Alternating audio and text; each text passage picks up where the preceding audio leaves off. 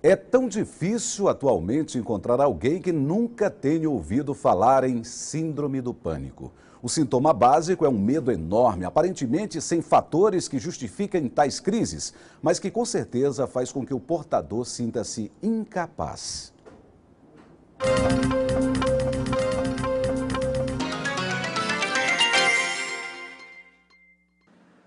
Tonturas, náuseas, aceleração dos batimentos cardíacos.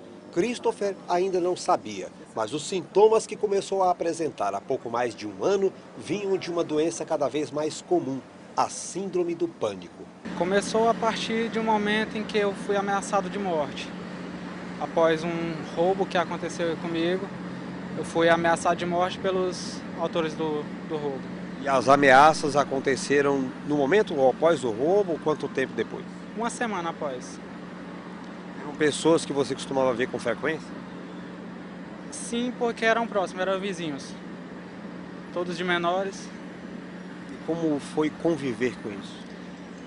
Foi bem pesado, porque é a sensação de você conviver com medo. Andar com medo, sair com medo e não se sentir seguro em lugar nenhum. Foi aconselhado por amigos que ele decidiu procurar um psiquiatra. Praticamente depois de um pouco período de tratamento, eu já não sentia mais tantos os efeitos físicos que a síndrome causa. Não sentia mais tanto os efeitos de desconforto que ela traz. Que efeitos eram esses? Tontura, mal-estar, às vezes, um pouco de náusea, dor de cabeça. Isso tudo foi retirado. A síndrome do pânico é hoje a segunda maior causa de procura aos psiquiatras, perde apenas para a depressão. Estima-se que de 2 a 4% da população mundial sofram deste mal.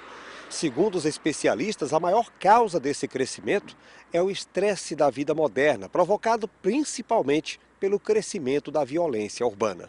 O medo da violência já começou a atingir também esta dona de casa. Ela ainda não acha que esteja com pânico, mas desde que quase foi assaltada, o apartamento onde mora passou a ser o único refúgio. Sair dele hoje é uma tarefa cada vez mais difícil. Nem de dia, nem de tarde, nem de noite, hora nenhuma a gente sai. Tem medo que possa acontecer de novo a qualquer momento. Exatamente. E vamos chamar novamente Edgar Neto, que está com um especialista em síndrome do pânico. É com você, Edgar, continue o tema, continue a discutir o assunto e lembrando que o nosso telespectador pode participar, né? É isso mesmo, João. A gente recebe aqui o doutor Vicente Gomes Júnior, que é médico psiquiatra, acompanhou inclusive a reportagem do nosso quadro Saúde. E eu vou lembrar então o nosso número para que o telespectador participe mandando mensagens instantâneas 8101-9594. Através desse número, você pode participar fazendo perguntas, tirando dúvidas sobre a síndrome do pânico. Eu começo perguntando ao senhor, doutor, como diferenciar essa síndrome, né? A gente viu aí 2 casos distintos no início da reportagem. O Christopher, que já teve esse quadro identificado, inclusive já tratou a doença, e no final uma pessoa com medo da violência, muito comum hoje, né? A insegurança está aí, todo mundo sofre, já sofreu algum incidente como um assalto como esse que pode assustar. Qual é a diferença? A partir de quando realmente essa doença se manifesta? Bom dia. Bom dia, Edgar. É importante esclarecer que existe uma diferença entre síndrome do pânico e ataque do pânico, tá? Na síndrome do pânico, o paciente ele vai apresentar crises recorrentes de ataque de pânico, tá? Acompanhado do medo de vir ter novas crises, mas uma alteração de comportamento, certo?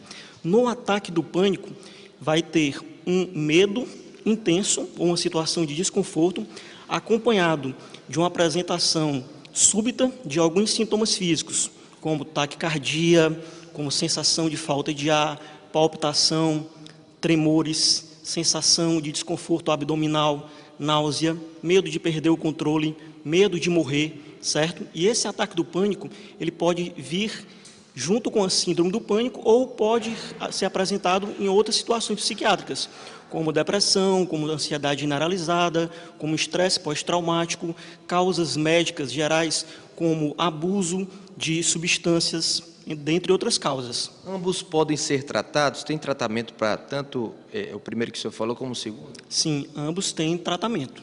E como é que se dá esse tratamento? Tá. O tratamento ele tem que procurar, né, inicialmente um médico, tá? Para que seja feita uma avaliação clínica, exames complementares, para que seja feito o diagnóstico correto e encaminhado ao especialista no caso. Vou começar então aqui a repassar as perguntas dos telespectadores.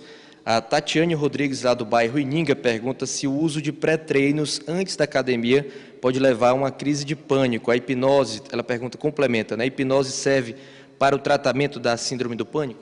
Tá. A primeira pergunta, o uso de pré-treinos, que é comum, né, utilizados aí pelos frequentadores de academia, eles geralmente têm uma quantidade elevada de cafeína. Sendo a cafeína um psicoestimulante, então a pessoa que tem uma predisposição e, dependendo da situação, pode sim predispor a um ataque de pânico.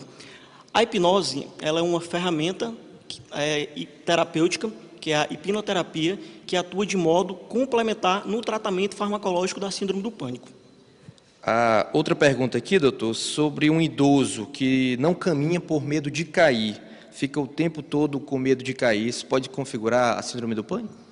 Não síndrome do pânico, na realidade ele já deve ter tido uma queda, né, prévia, em virtude de um trauma, então ele pode desenvolver ataques fóbicos, não caracteriza, não configura uma síndrome do pânico. Aproveitando até, isso foi mostrado na reportagem também, é preciso um evento específico para levar a síndrome do pânico, como foi mostrado aí no caso, uma ameaça que partiu lá no nosso personagem que a gente mostrou? Geralmente a síndrome do pânico, os ataques são inesperados, mas pode sim ter um evento desencadeante. Geralmente é comum, na maioria dos casos seria? Pode vir a ter um evento desencadeante, certo? Mas, geralmente, as crises da síndrome do pânico, pelo menos o primeiro evento, é inesperado, mas pode ter, sim, alguma causa, algum fator desencadeante. Agora, tem mais uma pergunta aqui, doutor. Olha, tem uma síndrome e estou grávida. A síndrome do pânico pode afetar o bebê na gestação? É a Bruna do Bela Vista. Tá. É importante que a Bruna procure um especialista para poder fazer o tratamento. Existem medicações seguras hoje na gestação, tá? Fazer também um acompanhamento psicológico, a psicoterapia, e sendo tratado adequadamente não vai interferir no processo gestacional. A Diana Sobreira, ela disse que gostaria de saber como diagnosticamos e podemos saber se estamos com o pânico. Apesar de não ter um trauma, sinto muito os sintomas citados pelo senhor. Pronto. Né? A síndrome ou transtorno do pânico, o diagnóstico é clínico, certo? Ela vai passar por uma entrevista médica, uma anamnese, vai ser feita uma avaliação do estado mental do paciente naquele momento e ser submetido a alguns exames complementares para que sejam afastadas as causas orgânicas. A Paula do Disseu, doutor, diz que já teve a doença há 10 anos e com o tratamento se curou. Porém, nos últimos meses começou a sentir os mesmos sintomas, tontura, falta de ar, sensação que vai morrer. O tratamento com o Prozac, ela até cita que eu acredito que seja uma medicação por 6 meses, adiantaria? E até eu complemento, a doença costuma retornar? Certo, né? A síndrome do pânico é uma condição crônica, tá? De 30% a 40% dos pacientes, eles vão conseguir ficar livre dos sintomas do pânico, certo? 50% eles conseguem conviver com a sintomatologia leve, tá? Mas convive normalmente, sem nenhum prejuízo na sua qualidade de vida, e 10% a 20% vão permanecer com esses sintomas para o resto da vida. Tem que fazer um tratamento realmente adequado, regular, com psicoterapia, para estar melhorando esses sintomas.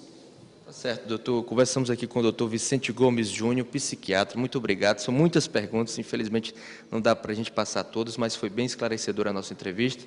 E eu volto com você aí na redação, João Neto. Ok, obrigado a você, ao doutor Vicente, também pelos esclarecimentos.